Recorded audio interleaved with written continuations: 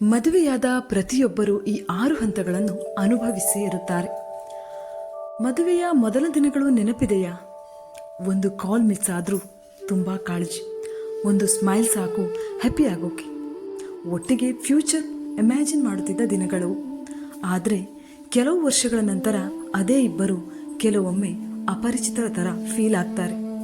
ಜಗಳ, silence, distance. ಆಗ ಹಲವರಿಗೆ ಅನಿಸುತ್ತದೆ ನಮ್ಮ ಲವ್ ಚೇಂಜ್ ಆಯ್ತಾ ಅಂತ. ಆದರೆ ಒಂದು ಸತ್ಯ ಏನು ಗೊತ್ತಾ?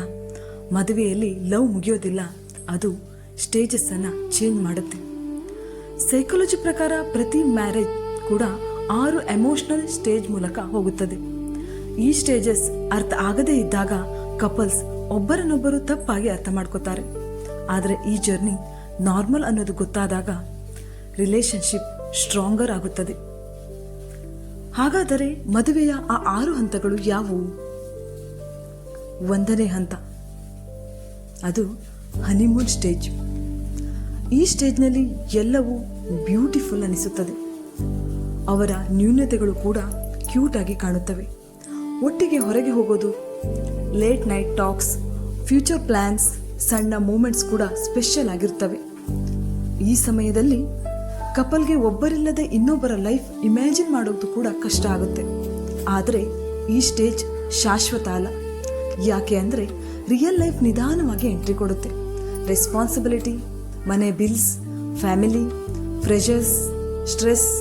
ಅಲ್ಲಿಂದ ನೆಕ್ಸ್ಟ್ ಸ್ಟೇಜ್ ಆರಂಭ. 2ನೇ ಹಂತ ರಿಯಾಲಿಟಿ ಸ್ಟೇಜ್. ಇಲ್ಲಿ ನಿಜವಾದ ವ್ಯಕ್ತಿತ್ವ ಕಾಣೋಕೆ ಶುರುವಾಗುತ್ತೆ.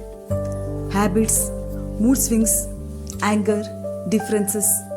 ಅವರು ಮೊದಲಿನ ಹಾಗಿಲ್ಲ ಅಂತ ಫೀಲ್ ಆಗುತ್ತೆ. ಯಾಕೆ ಅಂದರೆ ಇಲ್ಲಿಯವರೆಗೂ ಹಾರ್ಟ್ ಲೀಡ್ ಮಾಡ್ತಿತ್ತು, ಈಗ ರಿಯಾಲಿಟಿ ಮಾತಾಡೋಕೆ ಶುರು ಮಾಡುತ್ತದೆ. ಒಬ್ಬರಿಗೆ ಸೈಲೆನ್ಸ್ ಬೇಕಾಗ್ಬೋದು, ಇನ್ನೊಬ್ಬರಿಗೆ ಅಟೆನ್ಷನ್ ಬೇಕಾಗ್ಬೋದು. ಅಲ್ಲಿಂದ ಮಿಸ್ಅಂಡರ್ಸ್ಟ್ಯಾಂಡಿಂಗ್ ಆರಂಭ. 3ನೇ ಹಂತ ಫ್ರಸ್ಟ್ರೇಷನ್ ಸ್ಟೇಜ್. ಇದೇ ಬಹುತೇಕ ಮ್ಯಾರೇಜಸ್ ವೀಕ್ ಆಗೋ ಸ್ಟೇಜ್. ಸಣ್ಣ ವಿಷಯಕ್ಕೂ ಜಗಳ. ಒಬ್ಬರು ಮಾತನಾಡೋದನ್ನ ಕಡಿಮೆ ಮಾಡ್ತಾರೆ, ಇನ್ನೊಬ್ಬರು ಎಮೋಷ್ನಲಿ ಟಯರ್ಡ್ ಆಗ್ತಾರೆ. ನಾನು ಮಾತ್ರ ಯಾಕೆ ಅಡ್ಜಸ್ಟ್ ಆಗಬೇಕು ಪ್ರತಿ ಸಲ? ಅವರಿಗೆ ನನ್ನ ವ್ಯಾಲ್ಯೂ ಇಲ್ವಾ ಅಂತ ಮನಸ್ಸು ಕೇಳೋಕೆ ಶುರು ಆಗುತ್ತೆ. ಒಮ್ಮೆ ತುಂಬ ಕ್ಲೋಸ್ ಆಗಿದ್ದವರು ಈಗ ದೂರವಾಗ್ತಾರೆ. ಕೆಲವರು ಈ ಸ್ಟೇಜ್ನಲ್ಲಿ ಒಂದೇ ಮನೆಯಲ್ಲಿದ್ದು ಅಪರಿಚಿತ ಥರ ಬದುಕ್ತಾ ಇರ್ತಾರೆ. ಆದರೆ ಸೈಕಾಲಜಿ ಹೇಳೋದು ಏನು ಗೊತ್ತಾ? ಈ ಸ್ಟೇಜ್ ಆಲ್ಮೋಸ್ಟ್ ಎವ್ರಿ ಮ್ಯಾರೇಜ್ನಲ್ಲಿ ಬರುತ್ತದೆ. ಇದು ರಿಲೇಶನ್ಶಿಪ್ ಎಂಡ್ ಆಗೋ ಸೈನ್ ಅಲ್ಲ, ಅಂಡರ್ಸ್ಟ್ಯಾಂಡಿಂಗ್ ಟೆಸ್ಟ್. ಈ ಸಮಯದಲ್ಲಿ ಈಗೋ ಜಾಸ್ತಿ ಆದರೆ ಡಿಸ್ಟೆನ್ಸ್ ಹೆಚ್ಚಾಗುತ್ತದೆ. ಆದರೆ ಕಮ್ಯುನಿಕೇಶನ್ ಸ್ಟ್ರಾಂಗ್ ಇದ್ದರೆ ರಿಲೇಶನ್ಶಿಪ್ ನೆಕ್ಸ್ಟ್ ಲೆವೆಲ್ಗೆ ಹೋಗುತ್ತದೆ. ಆದರೆ ಸೈಕಾಲಜಿಯಲ್ಲಿ ಒಂದು ಇಂಟ್ರೆಸ್ಟಿಂಗ್ ವಿಷಯವನ್ನು ಹೇಳುತ್ತದೆ. ಸೈಕಾಲಜಿ ಪ್ರಕಾರ ಮದುವೆಯ ಆರಂಭದಲ್ಲಿ ಬ್ರೈನ್ ಹೆಚ್ಚು ಡೊಪಮೈನ್ ಅನ್ನು ರಿಲೀಸ್ ಮಾಡುತ್ತದೆ. ಅದರಿಂದ ಪಾರ್ಟ್ನರ್ ಪರ್ಫೆಕ್ಟ್ ಅನಿಸಬಹುದು.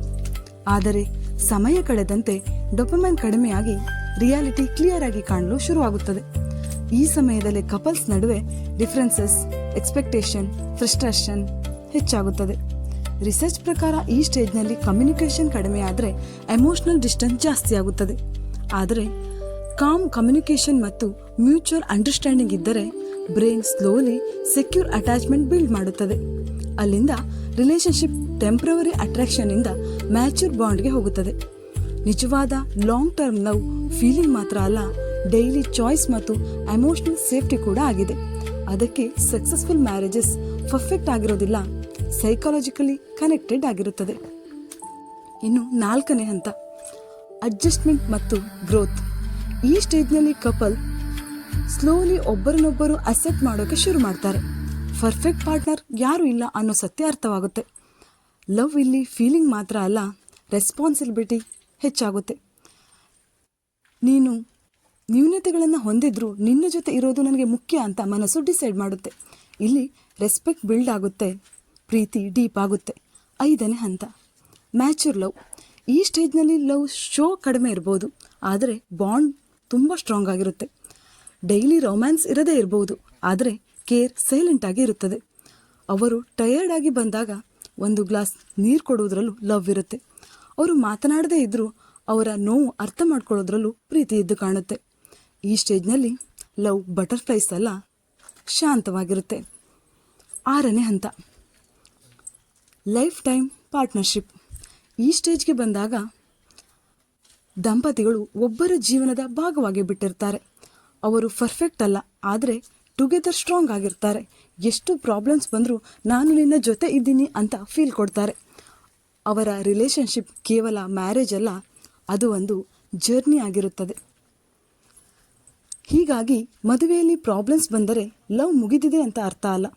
ಕೆಲವೊಮ್ಮೆ ಅದು ನೆಕ್ಸ್ಟ್ ಸ್ಟೇಜ್ಗೆ ಹೋಗೋ ದಾರಿ ಸೂಚನೆ ಆಗಿರುತ್ತದೆ. ಯಾಕೆಂದರೆ ಪರ್ಫೆಕ್ಟ್ ಮ್ಯಾರೇಜಸ್ ಎಕ್ಸಿಸ್ಟ್ ಆಗೋದಿಲ್ಲ, ಆದರೆ ಒಬ್ಬರ ನ್ಯೂನತೆಗಳ ಜೊತೆಗೆ ಕೊನೆಯವರೆಗೂ ಉಳಿಯೋದೇ ಪ್ರೀತಿ ಸಂಬಂಧ ಆಗಿರುತ್ತದೆ. ಒಂದೇ ಮನೆಯಲ್ಲಿದ್ದು ಅಪರಿಚಿತರ ಥರ ಯಾವತ್ತಾದರೂ ಫೀಲ್ ಆಗಿದೆಯಾ? ನೀವು ಯಾವ ಸ್ಟೇಜಲ್ಲಿದ್ದೀರಿ ಕಮೆಂಟ್ ಮಾಡಿ ತಿಳಿಸಿ. ಇದು ಹೊಂಬೆಳಕು, ಹೃದಯಕ್ಕೆ ಬೆಳಕು ಕೊಡೋ ಪ್ರಯತ್ನ. ನಮ್ಮ ಈ ಪ್ರಯತ್ನ ನಿಮಗೆ ಇಷ್ಟ ಆದರೆ ದಯವಿಟ್ಟು ಲೈಕ್ ಮಾಡಿ, ಶೇರ್ ಮಾಡಿ, ಸಬ್ಸ್ಕ್ರೈಬ್ ಮಾಡೋದನ್ನು ಮರಿಬೇಡಿ.